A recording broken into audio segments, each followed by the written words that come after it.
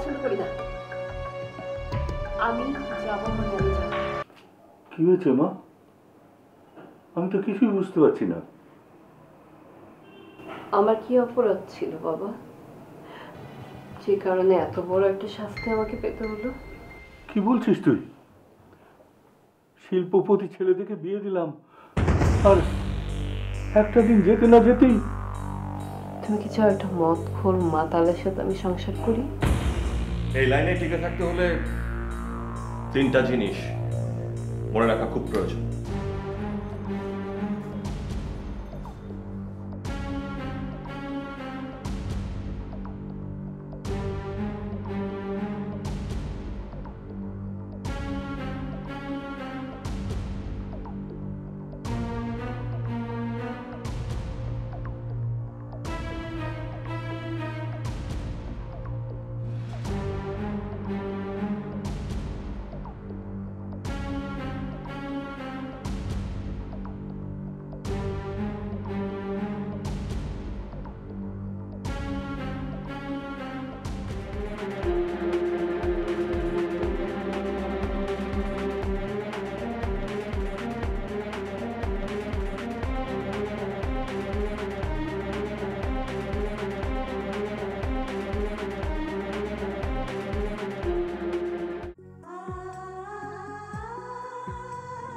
আমি তো তোমাকে সুখী দেখতে চেয়েছিলাম, আর তার জন্যই তো নিজের অযোগ্যতার কাছে পরাজয় মেনে নিয়ে তোমার জীবন থেকে সরে দাঁড়িয়েছিলাম। আমি তো এই জীবন চাইনি সাহেব। তাহলে কেন তখন প্রতিবাদ করোনি? আবার একতরফা সিদ্ধান্তকে কেন মেনে নিয়েছো? আমার ভুল হয়ে গেছে। বাবার কথা রাখতে গিয়ে আমি কিছু কিছু ভুল একবার হয়ে গেলে সেটার শুধরানোর কোনো উপায় থাকে না। শত কষ্ট হলেও দুঃখকে জয় করে আপন করে নিতে হয়। তুমি কি চাও আমি দুঃখের সাগরে ভাসতে ভাসতে শেষ হয়ে যাই? না, আমি চাই তোমার বিপদগামী স্বামীকে বুঝিয়ে সুপথে এনে যাতে তুমি সুখী হও। এটাই কি তোমার শেষ কথা?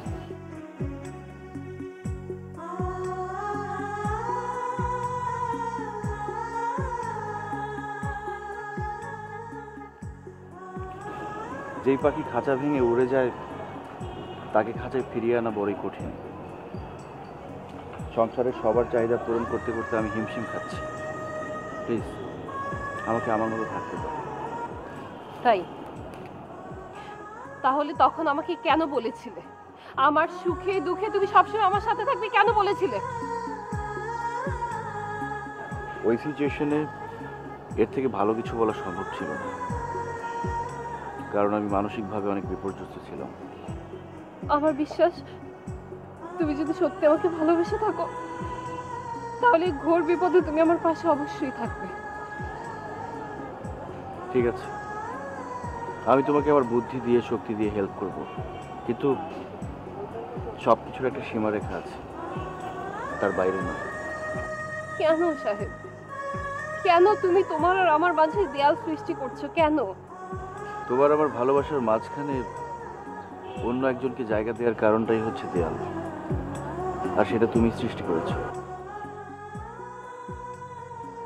আমি সে দেয়াল ভেঙে ফেলতে চাই, আবার নতুন করে বাঁচতে চাই। সুতরাং প্লিজ পাগলামি করো না, বাসায় যাও, দেখবে সব ঠিক হয়ে যাবে।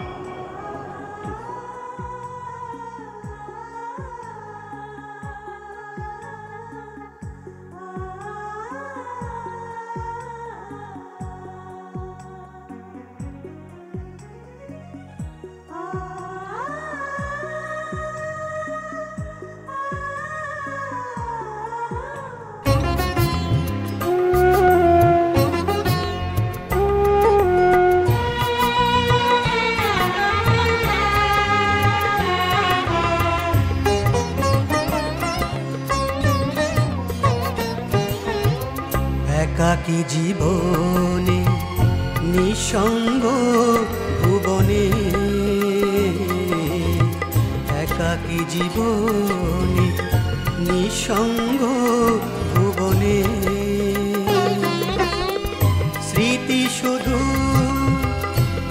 জেগে থাকে মনে মনে,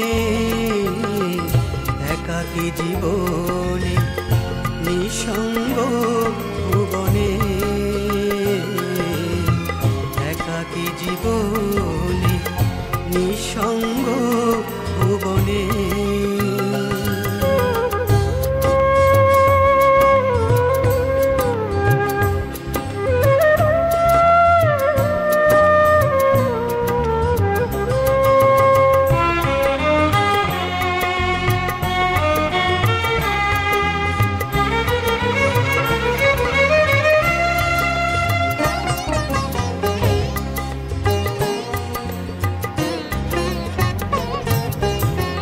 স্মৃতি নিয়ে সুখে আছি তাই, এ জীবনে পাবার তো আর কিছু না।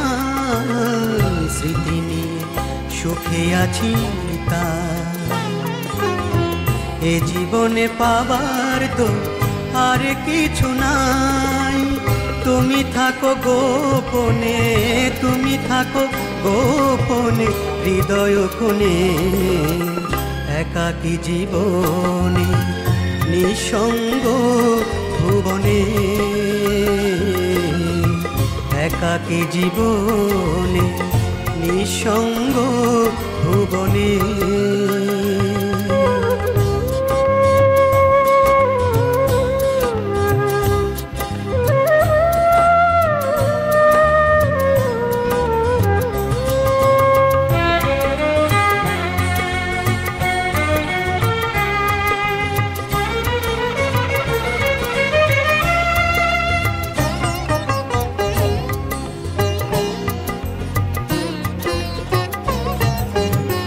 কত স্মৃতি ধুয়ে মুছে যায়,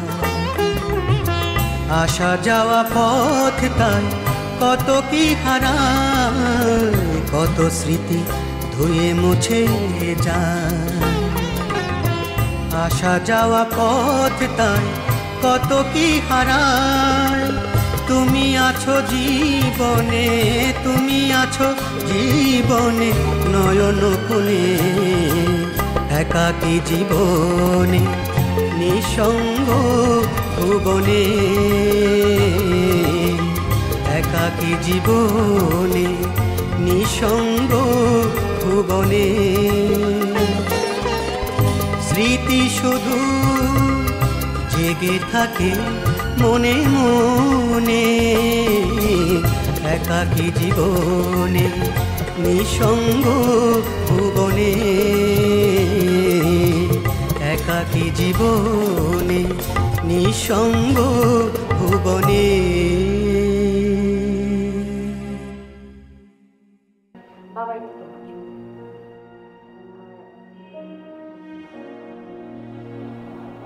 আম্মু এটা হচ্ছে তোমার। কি রে মা, হঠাৎ এত কিছু? বাবা, আমার নতুন অফিসের বস আমার কাজে অনেক খুশি হয়েছে, সেজন্য আমাকে 1 মাসের স্যালারি অ্যাডভান্স দিয়ে দিয়েছে। মারে, আমি খুব খুশি হয়েছি। উপরওয়ালা তোর একটা ব্যবস্থা করে দিয়েছেন। আসলে শাহিদের উপরে বোঝা যেভাবে বাড়ছিল, এতে কিছুটা হলেও কম হবে। হ্যাঁ, ছেলেটা সংসারে ঘানি টানতে টানতে ক্লান্ত হয়ে পড়েছে। ওর মুখে অনেক দিন হয় হাসি দেখি না রে। না, আমি যে স্যালারি পাবো সেটা তো সব তোমাদের জন্য, তোমরা ছাড়া তো আর আমার কেউ নেই। হ্যাঁ, ছেলে মেয়েরা যদি খুশি থাকে সবচেয়ে খুশি হয় বাবা মা, তাই না? এখন তোর একটা ভালো ছেলের সঙ্গে বিয়ে দিতে পারলে শান্তিতে মরতে পারতাম। বাবা, বিয়ে মানুষের জীবনে একবারই হয়। হয়তো আমার কপালে এরকমই লেখা ছিল, এটাকে আমি আমার ভাগ্য হিসেবে মেনে নিয়েছি, আর তাই বেঁচে থাকার জন্য যুদ্ধে নেমেছি। আমরা তো আর চিরদিন বেঁচে থাকবো না মা। তুই মেয়ে মানুষ, তোর একটা ছায়া দরকার আছে। মা, আচ্ছা যাদের স্বামী মারা যায় তারা কি বেঁচে থাকে না? আমি আমার বাকি জীবন মোনাকে নিয়েই বার করতে চাই। কি ব্যাপার, সবার হাতে নতুন জামা? সাহেব, সুবলার চাকরি হয়েছে, আজকে বেতনও পেয়েছে, এই জন্য সবার জন্য গিফট নিয়ে আসলো। ভাইয়া, এটা তোমার জন্য। কি হলো সাহেব? তার আগে আমার জানা দরকার ও যে চাকরিটা পেয়েছে সেটা কি বৈধ নাকি অবৈধ? ভাইয়া, তুমি ঠিক কি বোঝাতে চাইছো? একটু ক্লিয়ার করে বললে খুশি হতাম। আমি কি মরে গেছি? তোকে চাকরি নিতে গিয়ে বলেছি? ভাইয়া, তুমি ছেলে হিসেবে সংসারের জন্য যাই করো না কেন, সেজন্য আমরা সবাই তোমার উপর কৃতজ্ঞ। আর আমি যা করছি সেটা আমার প্রয়োজন। ঠিক আছে, খুব ভালো কথা, কিন্তু তোমার জন্য আমাদের পরিবারের কাউকে যাতে কোনোদিন প্রশ্নের সম্মুখীন হতে না হয় সেটা মাথায় রাখবে। বাবা,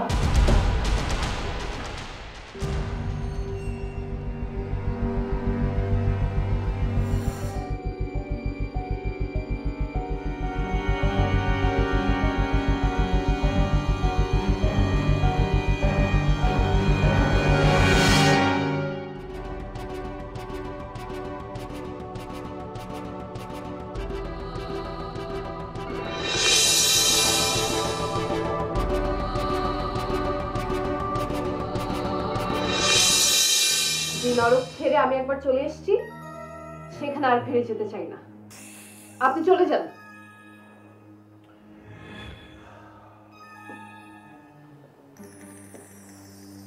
তুমি আমার বিবাহিত স্ত্রী, বিয়ে তো কোনো পুতুল খেলা না। তুমি আমার সাথে যাবে কি যাবে না, জাস্ট সেটা আমাকে বলো। Yes or no? আমি যাব না। তাহলে বিয়ে করেছিলে কেন? বিয়েটা হয়েছিল আমার বাবার পছন্দে, যে কারণে বাসর রাতে একটা মাতাল স্বামীর মুখ দেখতে হয়েছিল আমার।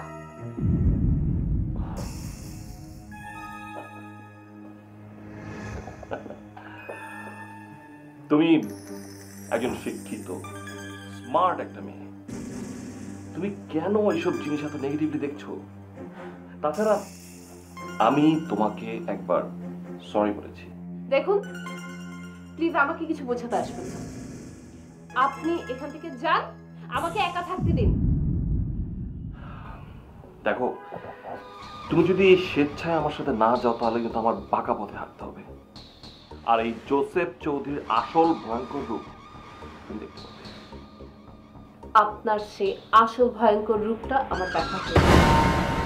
আমি আপনার সাথে সংসার করব না। আপনি এখান থেকে এক্ষুনি চলে যাবেন। Just get out. এক মিনিট। কুকুরের লেজ কিভাবে সোজা করতে হয় আমার খুব ভালো করে জানা আছে। Mind it.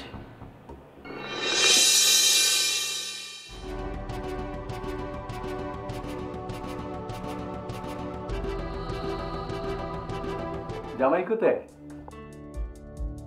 আমি তাড়িয়ে দিয়েছি বাবা। হ্যাঁ, ওই লোকটাকে আমার ভয়ঙ্কর অপছন্দ। আমি ওর সাথে সংসার করতে পারবো না। কি বলছিস তুই? আমি যা বলছি একদম ঠিক বলছি। কেন বাবা, তুমি কি চাও? তুমি চাও ওই জাহান্নামের আগুনে আমি আবার ঝাঁপ দেই? তোর যা খুশি তাই কর, আমি আর তোর সাথে পাশে নেই।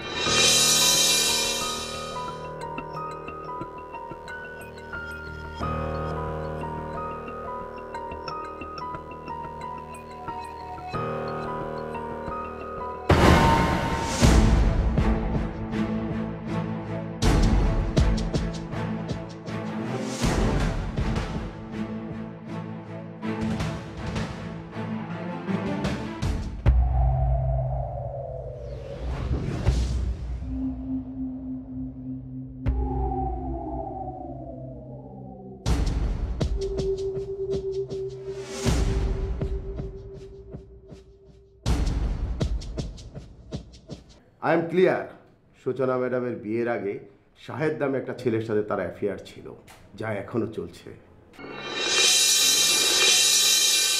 মিত্রজি, এই বিষয়ে আমাদের প্ল্যানিং এ কি কোনো ঘাপলা ছিল? সবই তো ঠিক ছিল বস। আমার মনে হয় আমাদের গ্রুপ থেকে কেউ তথ্য পাচার করছে। সেই টাকা কলেজে জমা না দিয়ে নেশা করে টাকাও নিয়েছে। বাবা, জনি যে নেশাগ্রস্ত হয়ে গেছে এটা আর আমার বুঝতে বাকি নেই। সে প্রায়ই ঘরের এটা ওটা চুরি করে, টাকাও চুরি করে। সূচনার বিয়ে দিয়ে আমি খুব বিপদে আছি।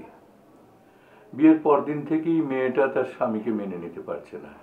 এদিকে তার স্বামী আমাকে টেলিফোনে হুমকি ধামকি দিচ্ছে।